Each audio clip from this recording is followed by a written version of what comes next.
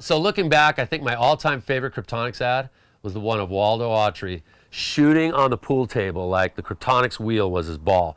Boom! Right in the side pocket, sinking it.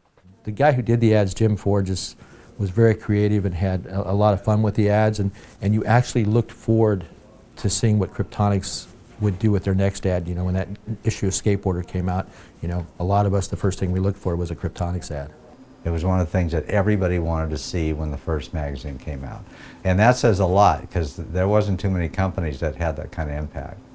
The advertising of the wheels began right at the very beginning, and it was, the first ad was actually for the wheel that I never really liked once we got rolling, which was the one that was modeled kind of after the Power Paw. And it was a tiny little, I think a sixth of a page black and white ad, and I actually did the drawing for it, and pretty lame actually looking back on it. But you know, we had to get the name out there, and it went into SkateBoarder Magazine, and that was the, you know, the big thing those days. I loved having Kryptonics in the magazine because they were just like avant-garde in a lot of ways. They did the teasers where you didn't actually see the product at first. They didn't have the finished wheels, so they wrapped them in that aluminum foil or whatever that material was. So you got these 3 wheels stacked up on an ad, but they're in this sort of metallic looking fabric or something, so you can't see what they are.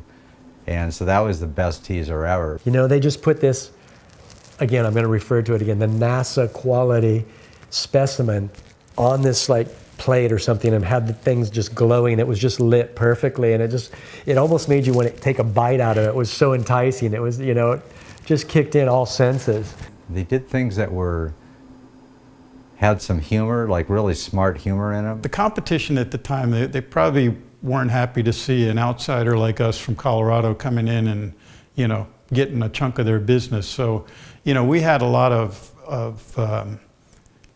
I wouldn't call it trash talking, but I mean, you know, there were a lot of, you know, it was a small business back then, really, you know, and people were, you know, trying to get riders and hold on to people. So, you know, we were constantly being, you know, attacked in a way, and so we responded in ways that, you know, were kind of tongue in cheek. The one example I remember is the ad that we did, you know, that had all these little toys and objects in it, you know, that kind of made fun of other wheels. You know, there were tunnels, there were weeds, there was a snake in there, I think it was a Sims wheel, yo-yos, you know, and we just had all this stuff laying on a table, and it was just kind of a dig on all these other, you know, wheels and their cute names. Kryptonics was known just to be unpredictable, which was great.